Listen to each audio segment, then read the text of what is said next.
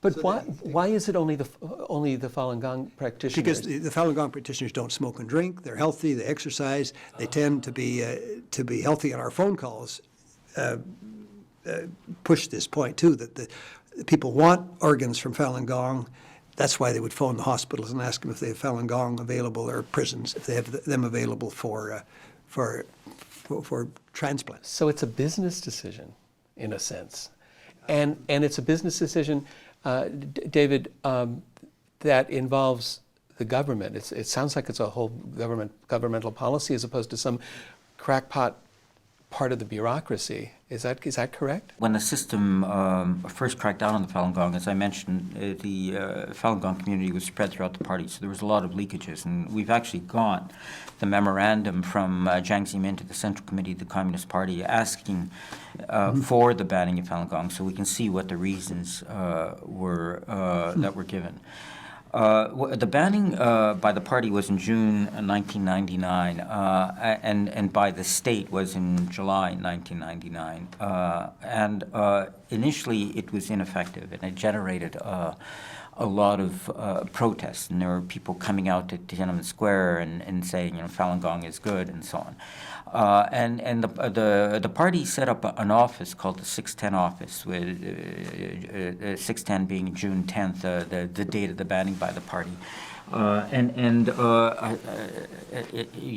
don't know how familiar you are with the way the Chinese party works in China, but basically they've set up a shadow organization paralleling the whole state structure, and it's the party that tells the state what to do through this parallel organization. And so the 610 was part of this parallel party structure that was telling the state what to do in terms of persecution of Falun Gong. And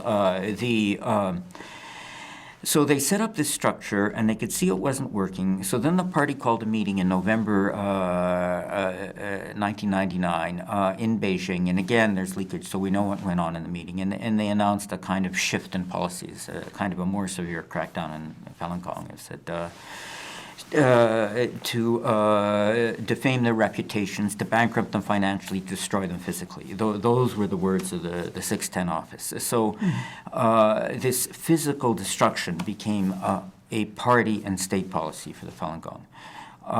Now, there was a number of things going on at once. One was this policy of destroying them physically. Second was the big money to be made from the sale of organs. Because there's a global demand for organs, and the money that could be made was huge. The third was the need of the health system for money. The health system was losing money because of the shift from socialism to capitalism, and they needed money, and this was a good way of simply keeping the doors open. Another factor was the nature of the military, because the military in China is not a defense activity only, or even an invasion activity only. It's in a conglomerate business, and the military is involved in hospitals, including transplant hospitals, as a way of making money for the military, and the military have a very similar culture to the prison guard system. They're close ties to the prison guard system. There's also, of course, the demonization and marginalization of the Falun Gong. Although this demonization was not, the awful things that were said and believed about the Falun Gong were not the reason for the banning. They became an post facto justification for the repression. And so the Falun Gong people said there was an evil cult, that they killed themselves, they killed others, and so within the party and the prison system, people started to believe this dehumanization. The Chinese government is in reality controlled by the shadow government of the Chinese Communist Party, and this fact needs to be understood when discussing issues in China. Under the Communist Party, there is the Central Politics and Law Commission of the Communist Party of China, also known as the Central Political and Legislative Affairs Committee. The PLAC controls the entire country's intelligence, police, procuratorate, judiciary, and re-education through labor systems. What does this mean? This means the person in charge of the PLAC can order the police to arrest you based on reasons that aren't suitable for disclosure for so-called intelligence investigation. They can have you prosecuted and ask the court to sentence you in accordance to their wishes. Of course, you will end up in a labor camp.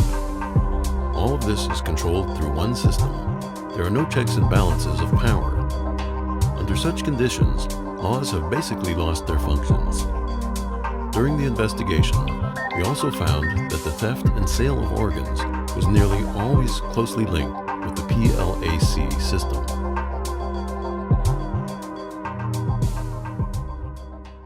China has not had a donation system till last year, and even the donation system they set up last year has generated 0 donations. Well, 37. Was it 37? 37 in 1 year across China. Those are the so I mean it's statistically 0, and they don't have a law allowing sourcing from the brain dead, cardiac, alive accident victims. They're virtually the sole source of organs. I mean, if you went with your relative to a hospital, you could make a donation, but virtually the sole source is prisoners, and it was started off prisoners sentenced to death and then executed. But and China executes a lot of people. But as the demand for transplants increased, it eventually bumped up against the ceiling of the execution totals, and so they needed the money. They had this huge demonized population, and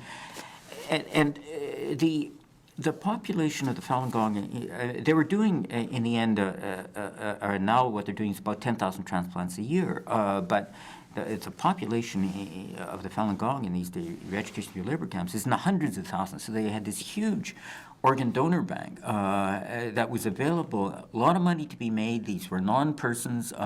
Policy was destroy them physically. I mean, we don't have a policy directive saying kill them for their organs, but it's the confluence of these events. The party for sure knows they're being killed for their organs. I mean, it's the military is doing it, and the military is obviously part of the state. So I would say in terms of complicity and in terms of knowing it's there and not doing anything to stop it, in terms of criminal intent, I think it's there.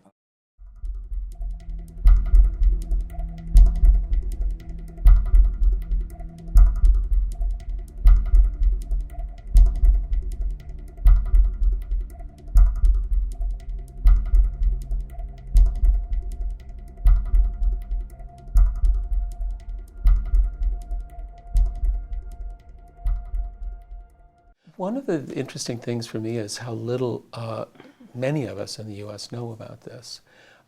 Why? What's your hypothesis, or what's your evidence? David's been to San Diego before. We've been to New York and to Pittsburgh and to just about you name it. We've been to a lot of places in the States. And some of the media have been helpful. The Christian Science Monitor, for example, has been very good about this. Frankly, I think the New York Times carried an article once when our first report came out, but the papers like the Times and the Wall Street Journal and the Los Angeles Times, if I'm not mistaken, have not been covering this issue. Do you have any evidence? I mean, is that a hypothesis that the major media outlets aren't covering it, or do you have some more concrete evidence? Well, here's my experience with CNN, and David will have his too. I was in Australia, and I was to do an interview with CNN in Australia about the organ pillaging, and the last minute was canceled, and later I discovered why. The person, CNN in Hong Kong, in fairness, not CNN in the U.S., had an agreement with the government of China that if they discussed this topic from Hong Kong, they had to have a representative from the government of China on to reply. And because, of course, the government of China had nothing substantive to say, I presume, about the issue, therefore she couldn't talk to me because she couldn't get someone from the government of China to give an opposing point of view. So the interview was canceled. She did say she'd do it in the States, but CNN has never called me back. Perhaps they've called David. David, have they? CNN, no. Let me give you another example. The Chinese government has produced a video of us, of our report, where they I mean, it's a piece of Chinese propaganda. They interviewed the people we interviewed, or like people we called or people we quoted, and basically got them to say what the party wanted them to say. Didn't interview us. It was done in Mandarin. It's available at the embassies, but it was broadcast on Phoenix TV. Hong Kong television station, at the time owned by Murdoch, a major Western media figure, Yes. Fox News. And who's very interested, of course, Phoenix TV. I mean, Phoenix TV is in Hong Kong, but it wanted to penetrate the Mandarin market in China. And perhaps it relates to the fact that your government is, dare I say, almost owned by the government of China in terms of the number of treasury bills and so on, more than 2 trillion, if I'm not mistaken. That's a lot. And we've been to the State Department, I guess, 2 or 3 times, and I think the State Department knows and accepts what we're saying, but they won't say it. And maybe the reason they won't say it is that if they say it, then they have to do something, or at least protest about it. The U.S. Department issued its annual country reports on human rights practices on May 24th. The report mentioned the issue of organ harvesting in China. This is the first time the issue has appeared in an official U.S. report.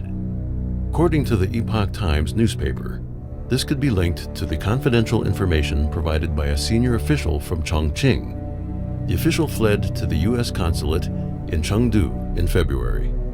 At the present time, it would appear that the crime of forced organ harvesting still continues.